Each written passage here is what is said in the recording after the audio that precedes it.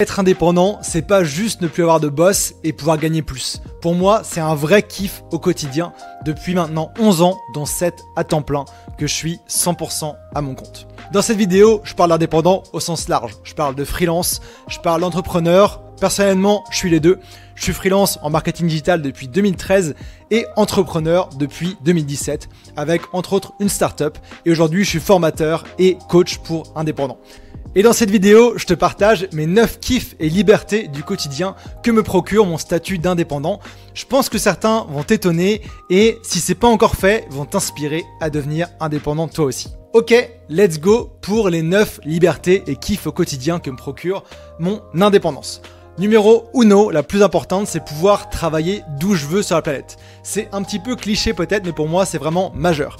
La liberté géographique du nomade expatrié et l'impact que ça a sur mon quotidien. Par exemple, je sais que être quelque part où il fait beau, où il y a du soleil, comme aujourd'hui, je suis à Valencia en Espagne, en janvier, mais il fait quand même jour, 20 jours par mois. C'est juste magique. De mon côté aussi, je suis devenu nomade il y a bientôt 7 ans, justement pour ça.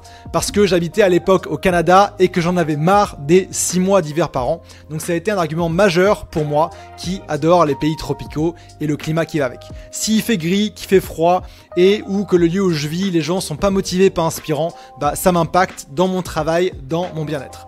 Et donc aujourd'hui encore une fois, tu vois, je peux aller où je veux. Que ce soit au ski si j'ai envie, que ce soit au soleil si j'ai envie, mais j'ai le choix. Deuxième liberté, c'est de choisir le lieu duquel je travaille. En tant que salarié, quand j'étais salarié, en général, on travaille du bureau et de la maison, mais en général, c'est à peu près tout. De mon côté, c'est vraiment un mix. Je travaille en général le matin depuis un café, parfois des journées au coworking, parfois depuis mon appart, parfois avec des amis, des inconnus, je fais des rencontres. Et c'est vraiment une liberté incroyable de choisir d'où je travaille, aussi bien la localisation, mais de quel type d'endroit. Moi j'adore, typiquement, ma journée classique c'est d'aller travailler le matin au café, parce que j'adore les espressos. Bosser là-bas, ça me motive d'être entouré de gens qui sont en train de travailler, etc. et de sortir. Et ensuite, en général, l'après-midi, après manger, je rentre à l'appart, parfois je fais une sieste et je suis plus dans ma bulle, j'ai déjà fait le plus gros de ma journée le matin au café et donc voilà. Mais j'adore aussi varier les plaisirs. Par exemple, hier, je voulais être focus, je me suis payé un coworking pour la journée. Aujourd'hui, j'ai travaillé de l'appartement, cet après-midi, ce sera un café. C'est flexible au jour le jour.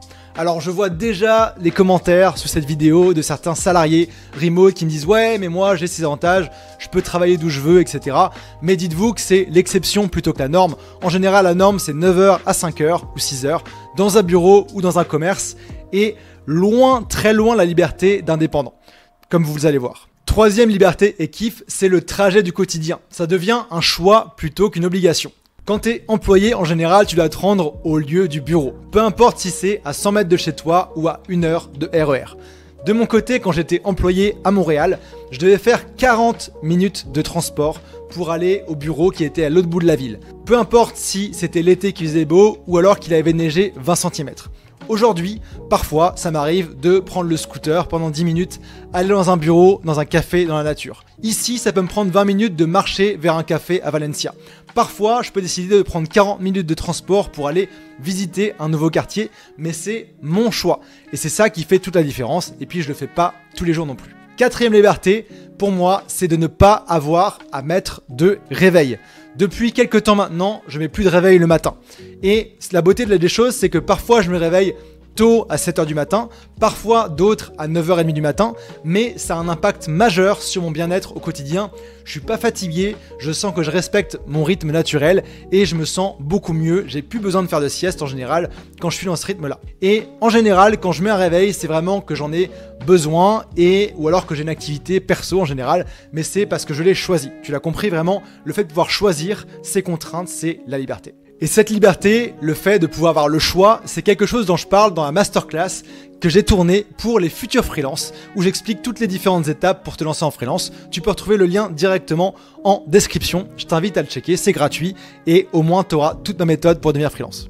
Le cinquième point, c'est de pouvoir organiser ma vie, ma semaine et mon quotidien pour respecter ma vie perso et mon rythme, sans avoir à rendre de compte à personne. J'ai pas besoin d'aller au bureau pointé à une heure précise, d'être arrivé au bureau avant 10h, de partir après 18h, j'ai pas besoin de ça.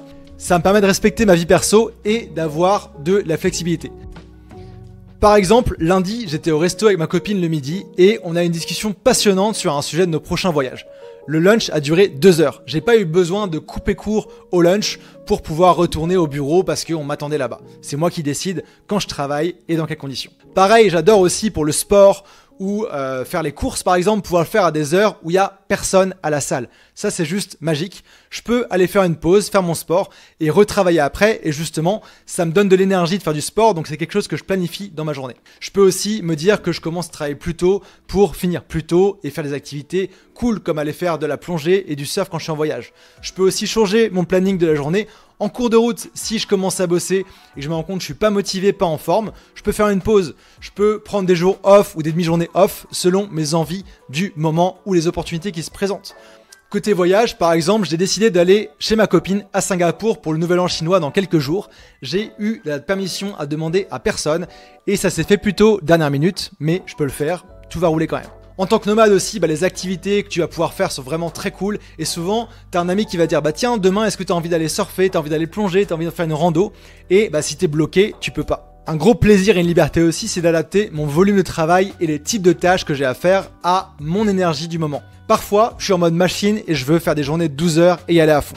En général, quand je suis à Chiang Mai ou à Budapest dans un cadre inspirant et je suis motivé, j'y vais à fond. Et je peux ne pas me bloquer, quitte à prendre la semaine d'après ou quelques jours off si j'ai bien travaillé. Alors que parfois, ça peut arriver que je sois mou, démotivé, malade, et c'est ok. Par exemple, en décembre, j'ai eu une espèce de virus de l'estomac qui m'a terrassé pendant 3 semaines. C'est ok, j'avais déjà travaillé à fond avant, je travaillerai après, il n'y a pas de souci, j'étais pas dans l'état de travailler, je vais pas me forcer, parce que se forcer, c'est pas bon dans la durée, et c'est ce qui amène en général au fameux burn-out. 7e liberté et kiff, c'est choisir les personnes avec qui je travaille. Ça, c'est quelque chose qui est vraiment majeur dans mon bonheur au quotidien. Choisir d'un côté mes clients et collaborateurs qui vont en général être des dirigeants d'entreprise ou de PME. Et également, j'ai constitué une équipe d'indépendants pour m'aider dans mes programmes de formation et de coaching. Aussi, être indépendant, c'est traîner avec des indépendants. Que ce soit des groupes de soutien comme Freemote, mon programme, que ce soit des collectifs freelance, aller à des coworking, des événements, ou quand t'es nomade, tu rencontres plein d'indépendants, c'est juste trop cool. C'est des personnes qui, comme toi, ont mis leur bien-être, leur liberté et leurs aspirations en priorité dans leur vie et pris action pour ça. Ce qui fait que les gens ont une super énergie et sont hyper motivants, ont plein de projets. Par exemple, mon équipe, je t'en parlais juste avant, est composée d'une dizaine de freelances avec qui j'ai un grand plaisir à aller boire une bière quand on est au même endroit. On a par exemple organisé quelques jours de retraite d'équipe à Barcelone en décembre.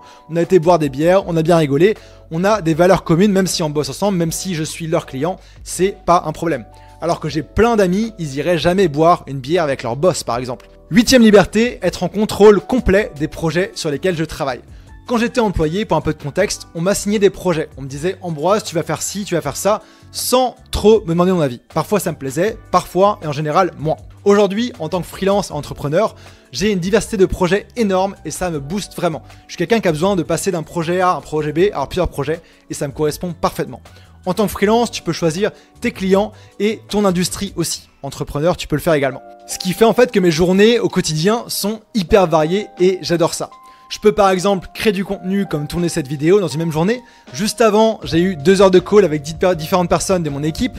Et cet après-midi, je vais sûrement travailler sur mon marketing et mes publicités. En 9e et dernier kiff et liberté de ma vie d'indépendant, c'est que je gagne bien mieux ma vie que quand j'étais employé. Et ça te débloque un meilleur quotidien sur tous les plans. Alors non, je dis pas ça, l'argent fait pas le bonheur, mais ça rend quand même le quotidien beaucoup plus agréable et permet d'éliminer beaucoup de frustration. En général, quand tu as un problème, tu peux payer pour le résoudre, que ce soit en achetant un meilleur matériel, que ce soit en payant un avocat, en payant un meilleur billet d'avion, mais tu peux le résoudre avec de l'argent. C'est triste, mais c'est comme ça. Ensuite, ça te permet de pouvoir payer les meilleures versions de chaque chose. Par exemple, je pense à ça, j'ai mon t-shirt ici, c'est le meilleur t-shirt que j'aurais pu avoir. C'est un t-shirt en mérino 100% qui m'a coûté, je pense, 70 €, mais j'ai pas beaucoup d'affaires, mais j'ai le meilleur de ce qui existe. Et je peux me le permettre, et ça c'est cool. Mieux gagner sa vie, ça veut aussi dire pouvoir éliminer ce qui nous saoule dans le quotidien en payant tout simplement. Moi je déteste faire les courses.